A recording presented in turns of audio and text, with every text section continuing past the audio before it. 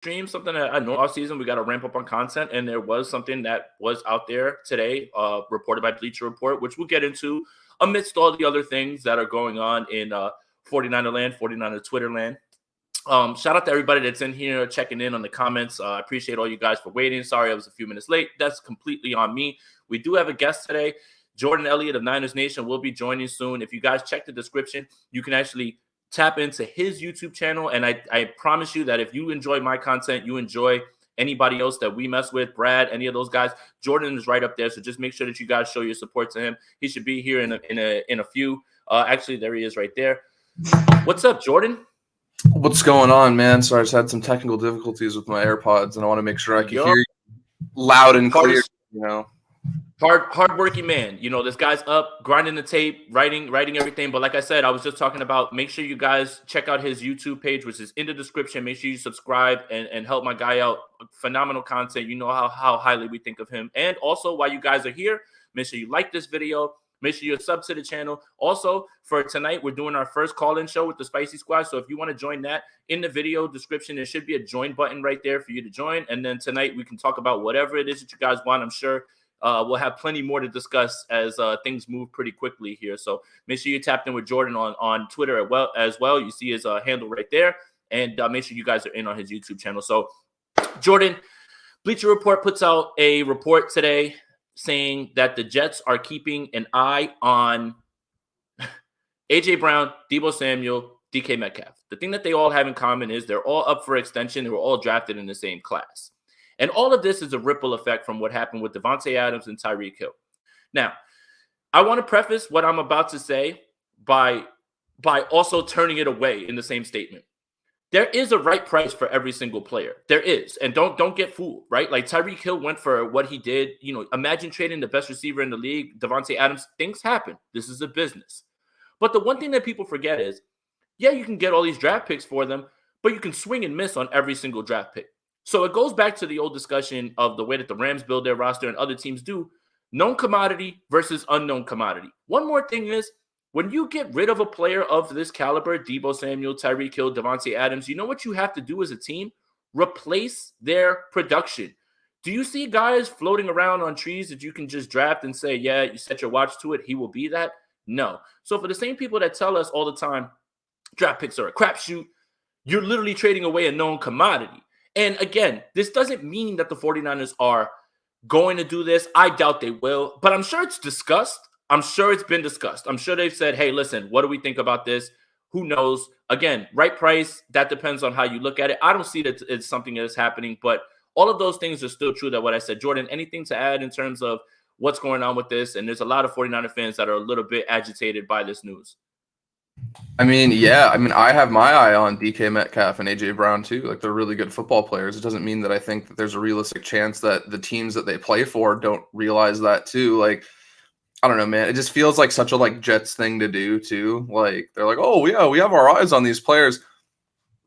Why would, no disrespect to what they're building over there. I have tremendous respect for Robert Saleh, but at the end of the day, unless Seattle or the 49ers or Tennessee just flat out isn't going to pay these guys, what's going to make them want to go to a team that all three of those teams, even Seattle's, they're in a turbulent spot. Why would anybody else want to leave the situations they're in and go to AJ Brown is pretty much the primary passing option. They got Robert Woods, obviously. I think that was a great pickup. But AJ Brown is the guy in Tennessee. He's going to get paid like the guy. He's going to get fed like the guy. Deebo Samuel, that's the one that people care about the most, obviously, as 49ers fans. And what I always come back to is all right, let's say right now the Jets offer 2 first-round picks for Deebo. I just tweeted about this 20 minutes ago, so I apologize if you already saw it, but I'm going to repeat it because it's important and people need to hear it. Let's say the Jets offer the 49ers 2 first-round picks, right? What are the odds that out of those 2 first-round picks, even one of those players is half as impactful? Not even close. You're probably not going to get somebody that's as close to impactful as Deebo Samuel. What are the odds you get one player out of those 2 that's even half as impactful to your football team? And the examples I'd throw out there is let's say right now, the 49ers make that trade. Recently, they got 2 first-round picks in the same draft when they picked in 2020, right? right now, would you trade Deebo Samuel for what you've gotten out of Javon Kinlaw and Brandon Ayuk? Because I don't think there's anything wrong with either of those players. I just think as a matter of circumstance, we've seen that no matter how talented both of them may be, sometimes it doesn't just come down to talent. Even if they identify really talented players, injuries happen, scheme changes happen, things behind the scenes happen. So I just think it's foolishness. And I think a lot of it is just kind of, like we have to talk about this, so I get it. But a lot of the like angst and worry is unnecessary. Unless it gets to a point where it's like you're getting like the Adam Schefter reports where he's tweeting that like the Chiefs are actively telling Tyreek Hill, like, hey, facilitate a trade somewhere. If we see stuff like that coming out by the 49ers, like absolutely, like you could start freaking out. I get it. For sure. I don't think it's going to come to that. When we were in Indianapolis, that was the question I asked on the combine. Like, are you confident you're going to extend these guys? I asked him about Bosa and Deebo Samuel. And while, he didn't commit to it, he made it pretty clear that they value not only what those players bring on the field, but off the field, and that there have been active talks between the representation from the 49ers and their side. So, like, I expect it to happen. It's just a matter of, like, when, not if. And I just think it's hilarious that this Bleacher Report article drops on a Sunday. Everybody's having this peaceful weekend, man, and then Bleacher Report just kind of comes in like the Kool-Aid man and just breaks in and ruins the morning for everybody. Like, yeah, and I mean, for you guys that didn't see it, someone sent me a meme of Brad actually on Instagram, with Brad as the Kool-Aid man breaking through and saying, "Oh yeah, I saw that, dude." With Brian Burns. Yeah, it's so good, man. And in no way was that ever mean or anything like that. It was just he's so enthusiastic about Brian Burns. But you're right, Jordan. This is a report, and that's all it is. And again, I have my eye on Rihanna. Unfortunately, she's taken now at this point. I've got my eye on many celebrity females. I will never get them, though. Do you understand? Keeping an eye on and actively pursuing, engaged in trade talks, those are the phrases that you should be looking at. And I think Jordan makes a great point. If we wake up and Ian Rappaport and Adam Schefter are talking about the 49ers have granted permission for Deebo Samuel to facilitate a trade, that's when you start to get nervous. And right now, all this is it's matter-of-fact stuff. I didn't need Bleacher Report to tell me that the Jets would have been looking at A.J. Brown, DK Metcalf, or Deebo Samuel. I can guarantee you 29 other teams are as well at this time. But a little bit back to my point about when you get rid of a player of that caliber and you have to replace their production. Are the Green Bay Packers objectively better right now without Davante Adams? I understand the business decision they made because Davante Adams wanted to be moved, but they lost him and Marquez Valdez-Scantling. Now, we believe that they're going to address this in the draft, right? I mean, they have to at this point, right? But is there any bet that Chris Olave, Jameson Williams, any of those guys can step in and be, like you said, half as impactful or 75% as impactful as Davante Adams? That's how good he is. Are the Chiefs objectively better today without Tyreek Hill? Juju Smith-Schuster's a fine receiver. I know Vish is in here. He's going to lose his mind because he's not a big Juju Smith-Schuster guy.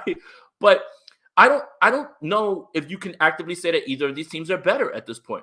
So I get it. You don't want to pay the guy. You don't want to lose him for anything. You don't want to get into this messy situation where he's sitting out and things like that.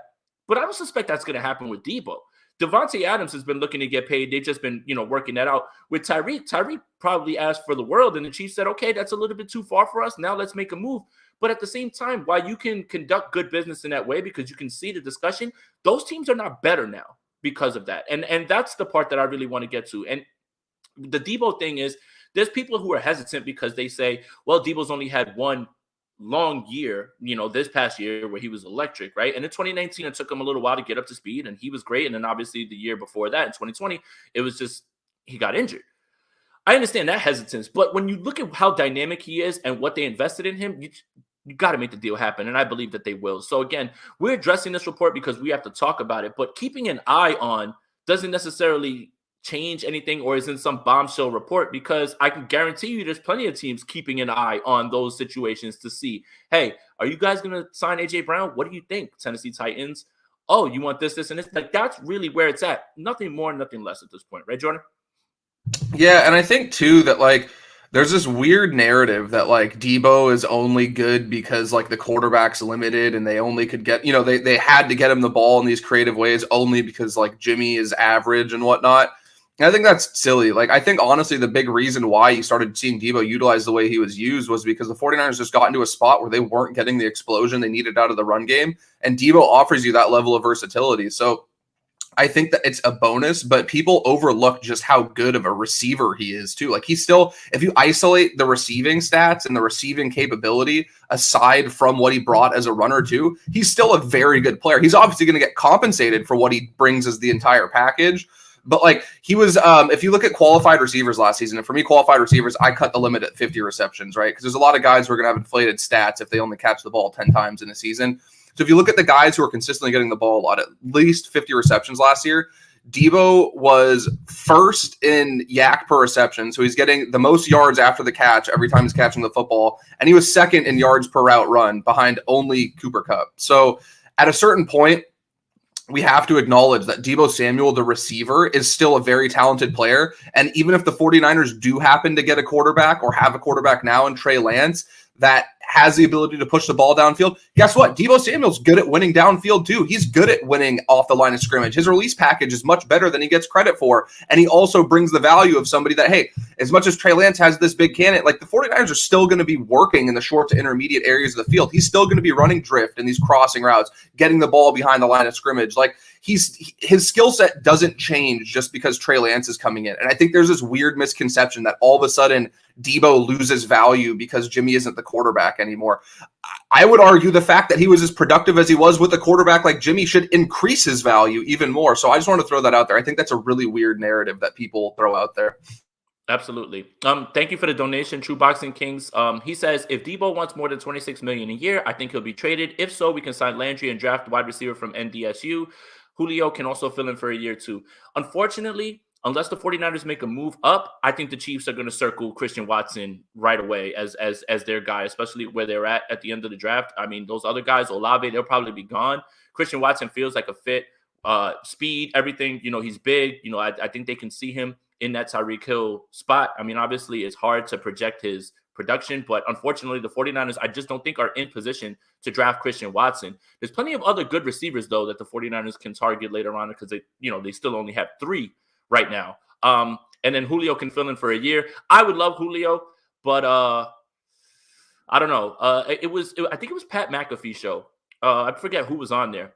I think it was Ian Rappaport actually talking about why Honey Badger hasn't signed, why Julio haven't signed. They feel that this is their last chance to get paid, and whether they will or they won't or they can or anything like that is out there is completely different. But Julio doesn't seem to be sitting around waiting for a vet minimum deal. If that was the case, he probably would have signed that already. He's probably just testing the market. So we'll see.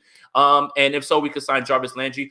I think Jarvis Landry is a fine receiver. I just don't know if he has the explosion to fit in with this yak offense, right? Like he's turned into more of a possession guy, in my opinion, as opposed to a guy with the ball in his hands. Jordan, would you agree with that?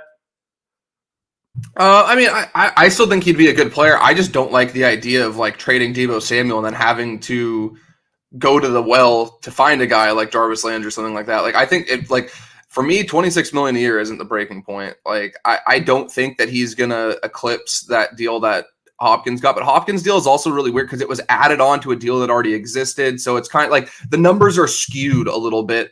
Like at the end of the day, it just comes back to like, sure, it's a business and there's numbers and stuff like that. But at the same time, too, like we've literally seen this guy do something that no receiver has ever done before. He was the first receiver to ever go over 1,300 yards receiving and 300 yards rushing in the same season. We saw him drag a stagnant offense from a below 500 season where they looked like they were going to be in no man's land with no first-round pick this year, no playoff appearance, and literally guide them to the NFC Championship game. There's obviously other players that contributed, but Deebo kind of sparked that. You were there in Chicago, dude. They literally were dead in the water in Chicago, sitting there looking like the season was lost early on. And he takes a screen pass on 3rd and 21. Yeah, and he takes a screen pass on 3rd and 21 and goes 89 yards or 90, whatever it was. Miraculously somehow gets dragged down before the goal line. But that play literally saved the season, in my opinion. Like they were on the brink of pretty much being put away before the halfway point in the season. So I just think that his value is too good to sit there. And like, especially with the cap going up and, the 49ers, they're cap compliant every year so that they don't have to worry about signing their own guys. Well, guess what? Now's the time to sign your own guys. They're going to make it happen. Like you have to make it happen. I don't know for sure if they will, but I have a strong feeling that they are aware of this. And aside from just what you get on the football field, like they preach so much about finding the right guys and finding guys who are, bought into the culture and who set an example, who are tone setters, who love the game of football. And Deebo checks all of those boxes. He is the kind of guy that you want to build your team. Like, John Lynch in Indy, he said these guys are foundational to what we want to do. So sure, everybody throws around the Buckner example, but for every Buckner example, they paid Armstead, they paid Kittle, they paid Fred Warner. Like, it's not like they have this habit. Like, they're not the Oakland A's of the NFL where every time a guy's due for an extension, you can count on them getting traded, right? Like, everybody falls back on the Buckner thing, but there's more examples of them paying their own talent and letting them walk. And I would expect Deebo Samuel to fall into that category of somebody they end up paying. Right. And this is blue chip talent, right? But the 49ers have shown you this, and now whether this is of their own doing with the whole, I don't want to talk about, the guy that's still here and all that money that's cleared, but it seemed like they had a plan this entire offseason to make sure they brought their key guys back, the ones that they really, not Arden key, but key guys back that they felt that would be impactful in terms of the salary cap, right? Like DJ Jones, they felt was out of their price range. Same thing with Lake and Tomlinson. But you have guys that you drafted that will fill in those spots. So they obviously feel great about that. And then you look at some of the guys that they're probably looking to bring back. It's, Jason Verrett's an opportunity to bring somebody back. And it always feels like the 49ers are keen on keeping their guys for whatever reason, whether it's they really believe in them, culture, things like that. That's why so many guys get brought right back. Like, we saw last season, it was literally like a year ago today or, a few days before. Jaquaski Tart was out there. They brought him back and they bring him right back into the fold. And that just seems to be how the 49ers operate. So, I mean, I think this gets done. I think that we are discussing it because it was a report today. Some people seem to be either frustrated, perturbed, nervous. I wouldn't be as nervous right now, until we get those words that Jordan was talking about from Adam Schefter or Ian Rappaport. As of right now, there are 29, 30 teams that have got their eye on Deebo Samuel right now, A.J. Brown and DK Metcalf, and for good reason. I really just think that this was something, like Jordan said, on a Sunday that was meant to just throw out there and upset people. I think that really – here's the thing I want to talk about. I think that the national media knows exactly how to rile up a fan base. Us, more specifically. Say something about Jimmy Garoppolo either staying for the whole year or talk about one of their players possibly being traded, not being signed, and then everybody goes into a tizzy. It's like rinse, wash, and repeat. And it happens every single offseason. It just seems like now, with the height of the anxiety of the Jimmy Garoppolo Trey Lance thing, it's like these national media guys and these outlets, they're running to make sure that they put something out about the 49ers because they understand the attention that it draws and the discussion that it brings on Twitter. Would you agree with that?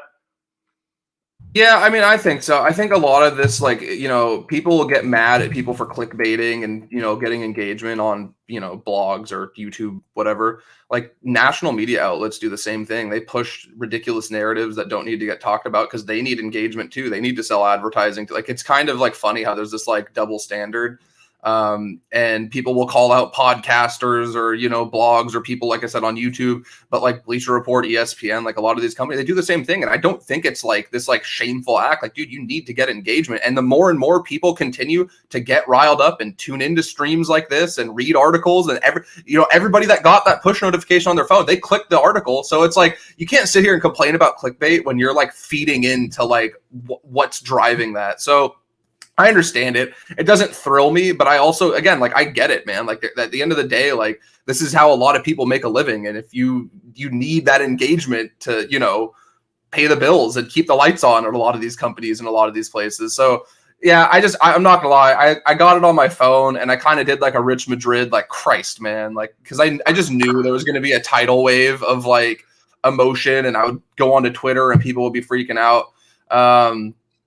Cynthia, shout out to you for refusing to click on the article. I respect anybody with a moral fiber to stand up to big media and tell them no. But yeah, I just thank you. No, no, man. I get it, dude, and I'm sure the Jets do want a good receiver like Deebo. They have a young quarterback. I like a lot of the other moves they made. Sure, it definitely makes sense, but at the end of the day, we have to look at these moves. The Packers move. The Packers, for everything we heard, they were willing to pay Devontae Adams what he got paid. It wasn't a money thing. It was Devontae wanted to leave. He wanted to leave. He wanted to play with Derek Carr. He wanted to play for the Raiders. I respect that, and they honored that. They got something in return, which is better than nothing. The only one that really gets interesting to me is the whole Tyreek Hill thing, because I think that was a mistake by the Chiefs. I would have paid Tyreek Hill. I think Tyreek Hill, what I was compared to is he's like the Stephen Curry of the NFL to me, where their individual talent is really good too, but the gravity of their talent is almost more important. Like the threat of Tyreek Hill is almost more important than his actual production. And he's a player that, yeah, there's plenty of speed guys. Like Mecole Hardman still runs a 4.3. Valdez Scantling's a really fast guy. I think I saw Vish mention earlier, like, the receiver from Alabama, I'm blanking on his name. Jameson. Well, yeah, like there's guys out there that are fast, but there's not another Tyreek Hill out there. And even though they got back 5 draft picks, like if you go back and you look at their recent run of drafts in Kansas City, I wouldn't feel confident that they're going to hit on 2 or 3 out of those. Maybe they get one pretty good player out of those 5 picks, but I just think that was one where it's not a great example to be like, oh, well, the Chiefs traded Tyreek Hill, because I think it was a terrible move for the Chiefs to trade Tyreek Hill. I think if I'm Mike McDaniel and the Dolphins, I'm ecstatic that I got a player like that back in return. And I don't think the capital they gave up, people throw around, oh, it's 5 draft picks. Well, yeah, when a bunch of those are mid-round picks, I don't think it's the same thing. It's not like they gave up 2 firsts, 2 seconds, and so I don't like this whole like, oh, well, it's a business thing, so we have to think about the fact that 49ers might trade. I'm like, yeah, sure, you could say that about anything. It doesn't mean that it's logical and it's going to make sense. Like the 49ers could get offered a bunch of picks for Trey Lance right now. Are they going to trade Trey Lance? Same thing with Nick Bosa, all these players. Like it's weird that the energy isn't as consistent across the board. And I just think that we're at a point now where free agency is dying down. The draft hasn't happened yet. And something like this, it's like the perfect time to push those buttons, kind of like you mentioned, where it's like, hey, we could throw this out there. People are going to talk about it. You throw out names like Deebo Samuel, Metcalf, and A.J. Brown. People are going to discuss it. But I don't have any worry at all, dude. Like, again, Deebo is like everything the 49ers want in a football player. And if you're one of Kyle Shanahan's guys, you're going to stick around. And Deebo is like the ultimate Kyle Shanahan guy. So I don't think it's too much concern. Absolutely. And to talk about Tyreek Hill a little bit more, is he's still a top 10 receiver. He may not be the craftiest route runner, but I think Jordan hit the nail on the head. It's the impact. It's you have to pay attention to him, and that opens other guys up, right? So maybe he doesn't have a catch on a play, but the attention that he draws gets Travis Kelce open, or last year DeMarcus Robinson gets open. One of those guys, right? Like that's the type of stuff that you really can't quantify without watching and understanding what the Chiefs are trying to do. So that's the thing. And it's not easy to forget the production. You're not able to just get somebody who can do what Tyreek Hill is. Sure, the Chiefs drafted Mecole Hardman as a panic move because they really believed that Tyreek Hill was going to be suspended when all that stuff came out about his son. And they literally drafted a guy who ran as fast as Tyreek Hill, but you don't understand that there's more to it. There's more nuance to route running. There's more crafty ways that you have to get yourself open. And I don't think that everybody who's fast is just going to necessarily be good. Like Tyquan Thornton ran the fastest 40, and he may not pan out to be anything. He has some things that I really like. You can go check out my breakdown of him on Patreon if you haven't. I did the Oklahoma game that he did, and he has some good moments on there, but he has some things that he has to work on. So it's really, again, it goes back to my point about trading known commodities for what you think you can get.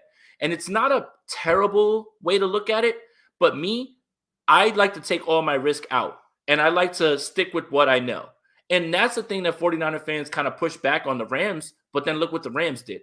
The Rams, they moved away all those picks, and it's, yeah, in a few years, they're not going to have any picks. Okay, but they won a Super Bowl. Right? So there's different ways to go about it. I'm always going to be on the side of what you know, instead of what you can predict. And that's the part that makes the draft so tricky. So for all the people that tell you the draft is a crapshoot, you shouldn't be listening to this then thinking that it's a smart move to move Deebo Samuel for all of these picks because Jordan hit it on the head. First round picks, second round picks, cool. Those are high value picks. But those mid-round guys, you're kind of just hoping that some of those pan out. And not everybody gets a George Kittle in the mid-rounds or Fred Warner and those type of guys. And that's what the 49ers have done so well. But that's not typical at all in any way. So I think you stick with what you know. You stick with what has been working and will continue to work, because Tyreek Hill's not just going to get wiped away or anything like that. It's more about knowing what you have as opposed to what you can predict in that way. And that's why I don't really necessarily like that move. The Adams thing is completely different. He wanted out. That was it. He wanted to go back home. He wanted to play with Derek Carr. Cool. He got the bag, all of those things. But with Tyreek Hill, they were just like, oh, you want this amount of money? Forget it. Just go. And I don't understand that portion of it, especially when you bring in Marquez Valdez Scantling to look, nothing against him. He's an NFL player. He's very fast, but he doesn't even have 1/18 of the production in his entire career of Tyreek Hill's best season. So we'll see. is how I look at it, right? Like I said this the other day too, that like when you look at these trades where you have a superstar going one way and a like picks coming back the other way, very rarely does it work out. So I talked about this on Twitter, right? And it was so funny because somebody was like, "Oh, didn't the Dallas like build their dynasty in the '90s doing that?" And I'm like, "Yes, the Herschel Walker trade that happened 33 years ago is the first example you can think of something that worked out." Let's talk about more recently. Jalen Ramsey gets moved for two firsts and a third, or sorry, two firsts and a fourth. He goes, helps the Rams win a Super Bowl, makes an all-pro team, is still one of the best corners in football, and the Jacksonville Jaguars end up with Kayvon Chason, who isn't, he's not a bad player. He's not Jalen Ramsey. Travis Etienne and Jordan Smith, an edge defender in the fourth round. I think it's pretty clear we could all say that the Rams won that trade. The Jaguars had these 2 first-round picks, and they're coming away with, all these assets, and they have. Guess what they turned into? Didn't turn into much. The Raiders gave up Khalil Mack. Khalil Mack immediately goes to Chicago. He's been hurt the last couple seasons, but he goes right away, helps the Bears have one of the best defenses in the NFL, go to the playoffs. The Raiders come away with Damon Arnett and Brian Edwards and Josh Jacobs and all these guys that, sure, like they're decent NFL players, but they're not Khalil Mack. Like that's the thing. You can have these handful of picks, but it kind of illustrates how hard it is to get that same value. And sure, there might be one-off instances where you trade, superstar player and then you really nail the draft. Like think about it with the 49ers right now. Like I think Javon Kinlaw is a really good player. I'd love to see him play. But for all the 49ers fans that get upset that they traded Buckner and replaced him with Kinlaw, that's what you kind of have to do. Like Jason said, it's like people have it made up in their minds that you like you trade Deebo Samuel, you're still somehow keeping his production and you get first-round picks on top of it. Like, no, you're going back to the drawing board and you have to start over. And it's so funny that the people that are so willing to trade players like Deebo Samuel are also the same people who seem to be the first ones to complain the 49ers traded somebody like DeForest Buckner. So there's no real consistency with the logic. So I just think that if we look back at the recent track record, same thing. If we go back and we watch this year, maybe the Lions hit on who they got at 32 when they with the Matt Stafford trade. The Rams won the Super Bowl. So it's kind of like there's a long track record of it working out really well for the team getting the proven NFL player. And there's not a great track record of these teams getting picks back in return. Obviously, like Jason said, like the Packers situation is a little different. It was a matter of them just kind of like, hey, this guy's not going to sign with us long term. We have to get something for him. I respect that, but it doesn't feel like that's where Deebo Samuel's at. I don't think we've seen anything from Deebo Samuel where he's like, John, Kyle, get me out of the Bay Area. I need to go play for the New York Jets right now. Like if that happens, hey, my tone will change and, we'll have to adjust the rankings with these. But I think that it's just kind of, it's just all like nonsense right now, dude. And I'm participating in it, as are you. I get it. We're complicit in this, but it's like, there's no need to be upset. Like I'm doing this with a smile on my face because I think it's almost like laughable that we even have to discuss these things. But at the same time, like I get it. Some people are a little nervous. Yeah, and it's it's March 27th. Again, your biggest outlets are just like us. They're starving for content. They know how to shake the hornet's nest, and let's just mention anything with the 49ers. So almost 30 minutes in here. Shout out to everybody that's in here. Make sure you like this video, subscribe to my channel, subscribe to Jordan's channel, which is in the description as well. A lot of great content on there. I mean, this man just did a 5-hour stream yesterday. I don't know how he did it. I thought it was a mistake when I looked on his. I was like, oh no, he did what we did at the draft, where I left the stream and I forgot I was controlling it and it was just going on and no one was on it. But no, this man was actually on there for 5 hours taking your questions. This man is working hard. If he looks a little tired, it's because he's probably up writing, watching film. Make sure you tap in with my guy. And for everybody that's in here, tonight is the first call-in show that I'm ever going to be doing with the members of this YouTube channel. So in the video description, there should be a join button right there. You hit that join button, you join the Spicy Squad. You can call in tonight. We can talk about whatever you want. Doesn't have to be anything about Jimmy Garoppolo. I'm pretty sure it will be. Doesn't have to be anything about Deebo Samuels. Basically, whatever you guys want to talk about, draft prospects, free agency, anything that you guys want to talk about. There's plenty of other things that we can talk about aside from the handsome elephant in the room. That's the way that I'm actually calling Jimmy Garoppolo from now on. But yeah, I think that a lot of this is just more speculation. Again, it's a matter-of-fact statement. A lot of teams have their eyes on Deebo Samuel. I wouldn't suspect anything is going to be there. So, I mean, it's just, again, with what you saw from Deebo Samuel, how impactful he is, you just can't make a move like this. Because here's the other thing I want to say. Like Jordan said, you move him, but you don't get the production. You get all those picks, and that's fine. But why is it that every single team, especially at the combine, Jordan, you can, everybody, even the prospects, The prospects are being asked, well, would you like to be used like Deebo Samuel? The head coaches and general managers are asked, are you looking for the next Deebo Samuel? This is the type of stuff that makes him such a one-of-one. Davante Adams is the best wide receiver in football, hands down. I don't really have too much to say about that, but people aren't looking for Davante Adams, right? Like, they're not like, oh, we got to find the next Davante Adams. Why is it that Deebo's on the tip of everybody's tongue in terms of that? One wide receiver takes a jet sweep. The announcers say, they're using him like Deebo Samuel. No, they're not. That was just one jet sweep. They're absolutely not. But why is it that everyone is looking for this player, and there's certain people, pundits, fans, that want to jettison the guy that everybody's trying to find and duplicate? You guys understand that that's not something that's typical? It doesn't make a lot of sense, because you are literally giving away the one thing that other teams are searching for in this draft, in their prospects, right? Traylon Burks was talking about that. Many people, whenever they take a jet sweep again, they're Deebo. So I just want to get your thoughts on that, Jordan. Yeah, I mean, a lot of guys want to have that like level of versatility, and they want to be the more times you can get the ball in your hand, the better off. You know, a lot of these guys, it's just about simple competition. Like, they love playing the game, they want the ball in their hands, and they also probably realize too, the more the ball's in their hands, the better their numbers are going to be, and the better their paychecks are going to end up being, especially when they start signing extensions. So, yeah, I definitely think that there's Deebo's kind of pioneering new, you know, not everybody can do what he does, obviously, but there's a lot of athletes coming out that are probably going to try to mimic that. That's what this league does. It's a copycat league. When people have success, they're always looking for the next so-and-so. And that was the player at the combine that we kept hearing the most is this player the next Deebo Samuel? Can this player be used like Deebo Samuel? Why isn't my team using this player like Deebo Samuel? That's every day, all day. That's all I heard. So, yeah, I think that's interesting. I do think it's really funny too. I was going to tell you. So this whole speculation, this whole Deebo thing, you know how it started, apparently? Oh, God. How? So I just saw on Twitter, apparently it was Jose from All 49ers SI. He wrote an article about how maybe there's speculation that the 49ers could trade Deebo Samuel, and that was the basis for this Bleacher Report article, apparently. I haven't read the whole article yet. I just saw like a cut up of it. So I just think that's so funny. If that's really the domino that started all of this, was Jose just being like, well, maybe they could trade Deebo Samuel. And then this is like, it just like snowballed into this.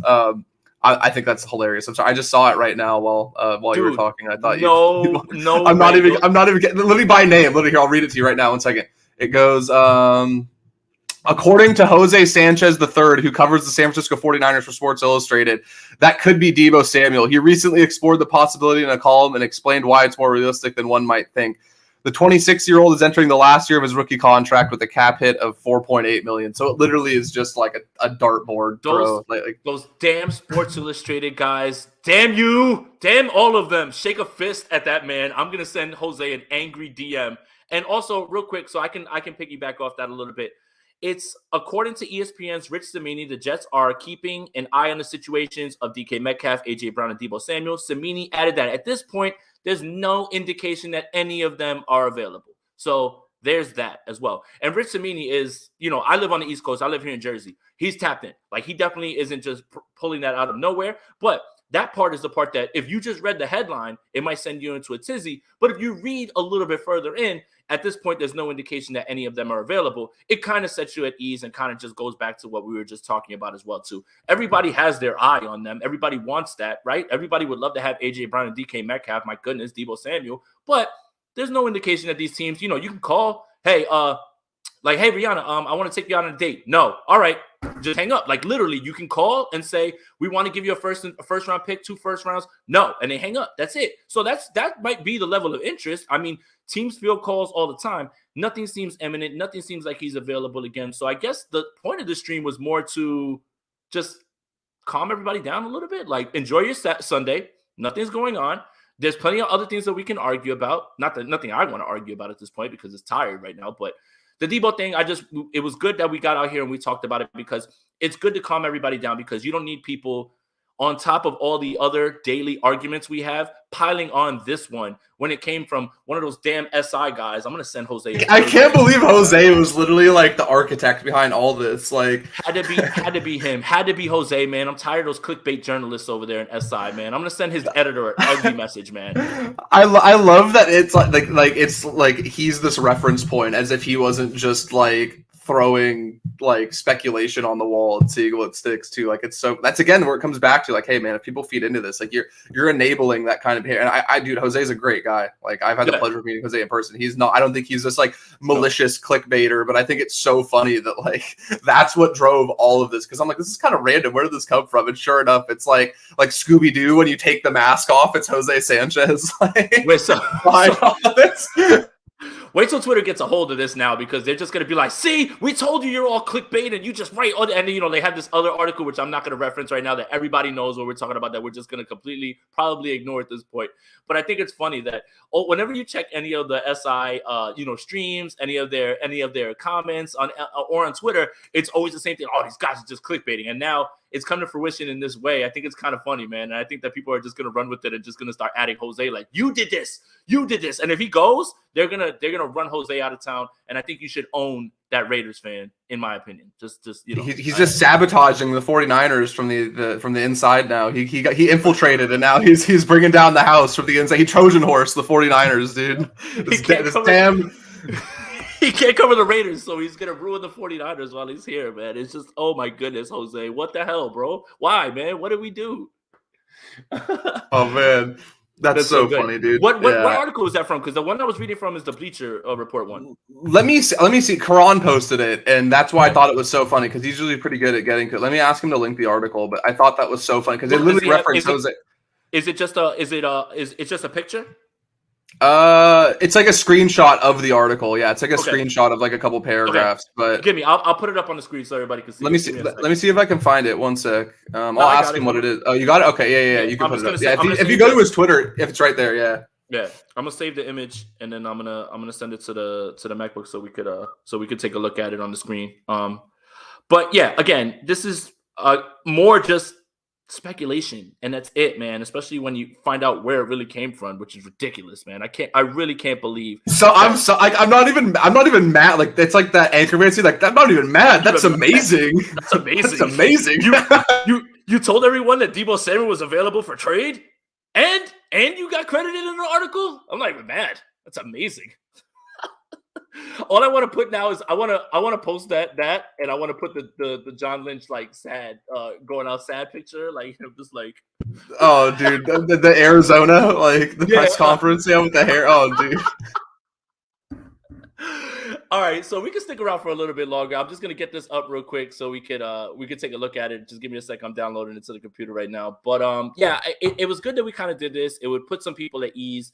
You know, nobody loves a good story like we do because it draws clicks to us, but at the same time I think that, you know, we can discuss this in a way where it's just like, hey, this is not something that is happening imminent or, you know, anything on the way at this point. So I mean, I just think that it's you know, it's just one of those things. So let me see, where is it? This one, news layout. Okay, give me a sec. Share. Yeah, we got by a bozo Raiders fan, man. I can't believe this. I can't believe it. I can't believe it, man. I really can't believe it. I just can't believe it. It's ridiculous. It's like, what did we do? How did this happen? Let me see.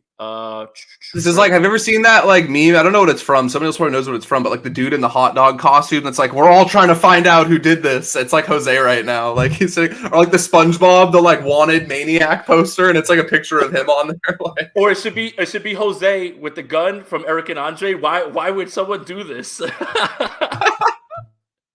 All right, let me share this slide real quick. Give me a sec. All right, I have no slides. Add file from my computer. Don't show these tips again. Upload file. Sorry, guys. This is high level content right here, by the way. You know, just so you guys know. But I just want to get this up on the screen so we could laugh about it real quick. Maybe we'll clip it and put it on Twitter so we could be funny about it. Even though it's not allowing me to do that, I can't believe this. All right, screw it. I'll just show you real quick from my phone because whatever's going on right now. So yeah. According to Jose Sanchez, who covers the San Francisco 49ers for Sports Illustrated, that could be Deebo Samuel. He recently explored the possibility in a column and explained why it's more realistic than one might think. That it's you. It's your fault, Jose. It's all your fault, dude. It's all your fault. So, yeah. 40 minutes. I think this is good. I think we can end here. For everybody that was in here, thank you guys. We had over 100 people in here, and I know, you know, enjoy your Sunday. I know you guys are with your family and everything. It means a lot that you tapped in with us. Just make sure you like this video on the way out. Subscribe to the channel. Subscribe to this man's YouTube channel as well. 5-hour streams on deck. I mean, I don't know. I mean, that's some hard working stuff right there, man. But make sure that you subscribe to his channel. Tap in. You know, my boy is working as hard as he is, man. And make sure that you guys, if you're gonna be tapped in tonight, 8:30 is we're gonna do the call-in show. Might have a few people pop in and out, so we can all take your questions and things like that, and just chop it up. And it should be a good time. So make sure you hit that join button by the video as well too. If you want to get your questions in, you want to come on camera and talk. If not, you just want to have your screen and talk. Cool, whatever it is. But yeah, Jordan, any final thoughts before we wrap up? Yeah, I appreciate anybody. If you guys come by, I'm just getting started. Hey, maybe make it happen.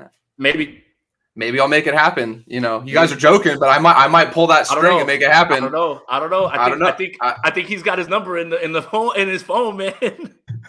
I mean, maybe I send a text and make it happen. I don't know. Yeah, so I'm just trying to get this up and going. Obviously, there's, I've had the pleasure of coming on shows with celebrities like Jason Aponte, Brad Graham, these A-list 49ers content creators.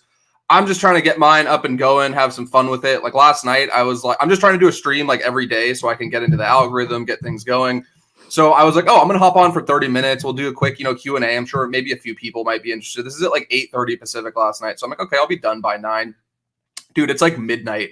And there's still people in the chat asking questions. We somehow went from like 49ers talk to people asking about like top, because I don't know if you guys have seen on Twitter, there's been some mad Cinnamon Toast Crunch slander that I won't stand for. Like if you don't like Cinnamon Toast Crunch, like just don't speak to me. Like, yeah, it's a big red flag. So we started talking about like top 5 cereals. Then somebody in the chat, like I said, it was an open-ended thing. I'm trying to involve the chat as much as possible. It was just me on stream, and somebody was like, hey, FaceTime a random 49ers content creator. It's 12:30 a.m. on the West Coast. I'm like, okay, well, I can't FaceTime Jason. He's asleep. I can't, FaceTime some of these other guys. I was asleep at like 9:30 last night. I went to Yard House and it was too much. So I FaceTime Rich at like 12:30 a.m. Rich Madrid's like, what's up, man? Like, what's going on? And I'm like, Rich, I'm on a stream. Like, they called me out. I had to call you. Like, you down to hop in? So Rich hops into this stream and spends like 2 hours on stream just answering questions and doing stuff. So it was meant to be like a half an hour thing. And then we got to a point where it was like 4 hours and 30 minutes or something. I'm like, all right, we have to get to 5 hours. I can't, when people ask me today, why do you look terrible and so tired? I'm like, oh, it was a 5-hour stream. But if I cut it off at 4 hours and 45 minutes, I'd be a liar, Like, I'd feel like that's not the full truth. So I can't count it as a 5-hour stream without it being an actual 5-hour stream. So then we got to the 5 hours and it kept going. And I'm like, all right, dude, it's 2 a.m. I have to go to sleep. So I just want to make it clear. Don't expect that on a regular basis. That was very difficult. It was very draining, but it was fun. So if you guys want to come over to the channel, again, these guys all do really good 49ers content. I'm trying to strive to match their level of excellence. But at the same time, too, hey, man, if we start breaking into top 5 cereal debates, if we start talking about we're talking water, about like movies and stuff too. Water preference? Yeah. I saw that. Somebody asked me why water. Yeah.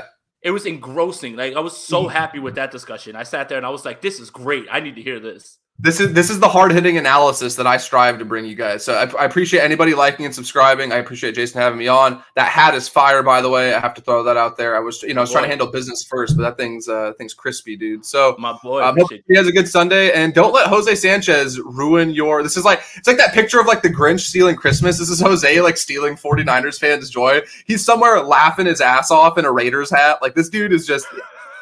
I have to give it up to him, man. Like this is hilarious. Like Jose really caused this like avalanche of panic amongst not only 49ers fans but like Jets fans. Like, what? We're getting Deebo. We're getting like DK Metcalf, and it's just this Raiders fan who already got his number 1 receiver. He's got Devontae Adams. He doesn't have any skin in the game anymore. So I just think it's hilarious that this man caused all of this. So thanks for having me on, Jason.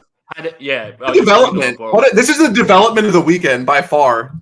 Had to be those damn Sports Illustrated guys, man. I'm so tired of them, man. I'm gonna kick their ass next time I see them. But hey, appreciate everybody for tapping in, for Jason, for Jordan. Thank you guys, and we'll talk with you soon. Welcome everybody. Thank you guys. Let's go Niners. My name is Jason Aponte.